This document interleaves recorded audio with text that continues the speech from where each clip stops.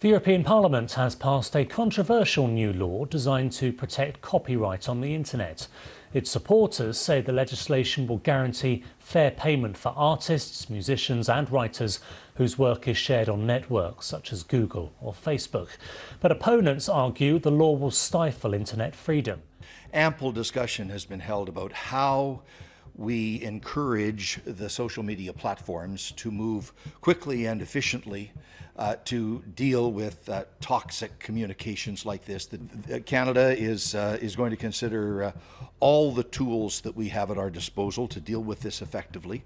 So apparently very distressing images being shared on social media, but warnings that it is actually a crime. It could be a crime to be sharing that material. 3/4 of the university students are white, and now the school is putting the question directly to students in a questionnaire. How do we make sure that in future years we're not as white as we are today? If in the decades ahead we are as white as we are today, we will have failed as a university. Still, and there's a whole generation, I say this, I said this, for apartheid South Africa, I said this for my own, community in the South. There are still generations of people, older people, who were born and bred and marinated in it, in that prejudice and racism, and they just have to die. We won't be airing images of the whiteboard message casting a dark shadow today on Butler Pride. Our university was founded on principles of diversity and inclusion. But you can find pictures on practically any social media platform. It's been shared widely by students and alumni who say they're offended. It was written in marker on a dry erase board, and the words white power were written prominently at the top of the board. He promptly took to Twitter to join the voices condemning hate. This is not okay. But the force received complaints that his online activity was deeply offensive to the transgender community. Harry Miller's Twitter activity included liking a tweet of a limerick that appeared to mock transgender women. But notice this kid in the front row. He appears to be making the white power sign. They're just trying to attack a bunch of survivors of a school shooting. And when they realize it kind of scares them. Like, you can disagree with an assault weapons ban, you can disagree with numbers and facts that we give, but at the end of the day, people are dying, and we're trying to stop that. And if you're against that, that's inhuman. I don't know why they allow it. It's supposed to be free speech, but the things that are on social media are so disgusting that there has to be action taken by the people who own these companies, that run these companies, and say, enough's enough, we're spreading hate. We're spreading hate. And people say, well, what about my freedom of speech? Sod your freedom of speech. Inequity also appears in the numbers. White students at the school scored an average of 33% higher than their black peers on standardized tests in 2016. I think the truth is that racism and supremacy is no longer legal, so it kind of just happens behind closed doors. There needs to be more talks, focus on trying to stop that institutionalized racism. And it's not only in the high school, you need to go back to the elementary school, back to the middle schools, because that's where those things can form. I mean, we see conspiracy theories like the horrific slander directed against George Soros is a really good example. George Soros is patient zero for the anti-Semites. And what they've done is use social media to normalize this kind of hate. Ian Warnshire Pierce, as you might well say, the world's gone nuts, because I am standing here this morning outside of police headquarters because one of our guests on the show, later on Twitter, who has a boy who was a son who was born a boy, then transitioned to a girl, they were referred to the wrong pronoun as a he or a boy. That was the debate on Twitter. As a result of that, Susie Green said that she found this actually distressing and spiteful. Made a complaint to Surrey Police, who now tell us that they are actually investigating as a hate crime. Hate crime have a maximum prison sentence of anything up to 2 years. 42 is passed.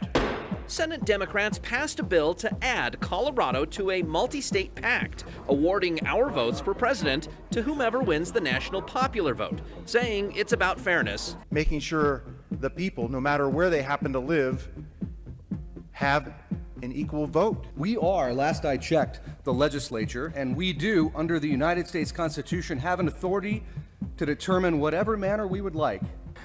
Let's just be clear.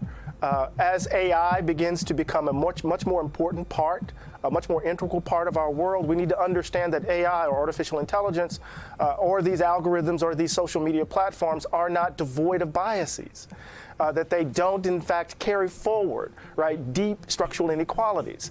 And what took so long? The second question is easier to answer.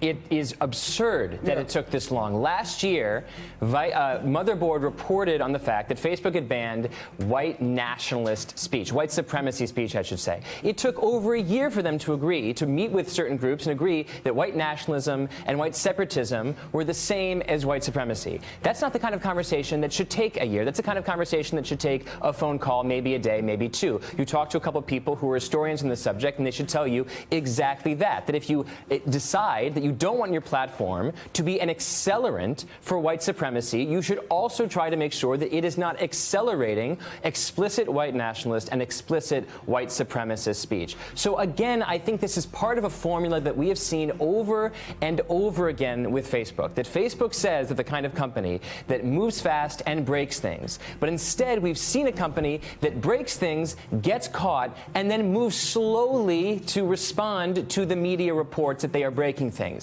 They have to move faster, I think, if they're going to earn public trust as a public square for conversation. What I do know is this, is that I think we need to ask some questions about who's in these rooms making the decisions.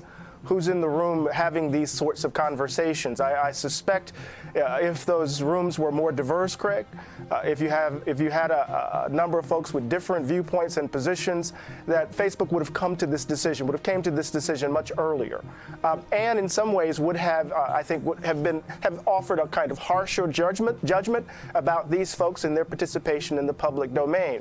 I understand that they're walking a tightrope with regards to their view of free speech, but we need to understand what hate speech does to the public square. You know, it is very easy to be a privileged person and say, hey, everybody should just be treated fairly. I'm just for everybody being treated the same. It's more interesting, to be honest, it just makes you a more interesting person to say, what do I not know about the experience of being someone? I'm curious, how many African Americans did Noah interview for this book? Not philosophers, just regular people living there. And how did it challenge your reality, if at all? You know, it's a shame that we're in this era where I gotta think twice about if I'm allowed to think something. Right. I don't believe that nigga was a hate crime. I don't believe that. Right. Sorry. People are hired for firms, for companies. A social media review is not uncommon.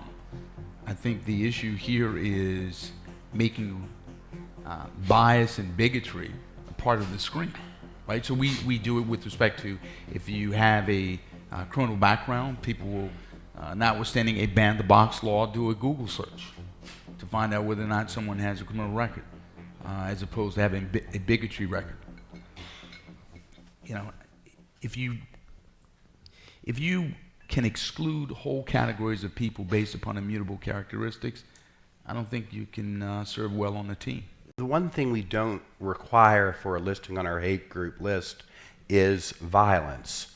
You know, we don't say a group has to be a violent group to be a hate group. It can be spewing hateful propaganda and not engaging in violence, and we would call it a hate group. Police and school officials say the firestorm erupted over the weekend with a series of racist social media posts. The superintendent says he hopes parents will monitor their kids' social media closer and help prevent these things from entering school grounds. You know, a lot of advocacy groups have praised the move, but some people are saying Facebook should have done this a lot sooner.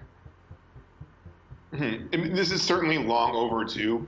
If you look at how Facebook was manipulated, not just by Russia, but utilized by these white supremacist and white nationalist organizations over the years, there's a clear trend where they've really been, a safe ground for them. They've been able to organize effectively. The Charlottesville rally, in large part, was utilized there. They've normalized a lot of the rhetoric and a lot of the behavior of these groups, and they've spread hate, they've spread violence. And that's not what Facebook is about. It's not how the platform should be utilized. But there are concerns that perhaps the users that support the spread of this ideology there will be an influx of them that will go to other networks. Absolutely, and that's why it's on those other networks to start identifying these bad actors and removing them as well. Twitter has taken similar steps, although I'd argue they could go much further, especially in stopping the spread of fake news from both sides.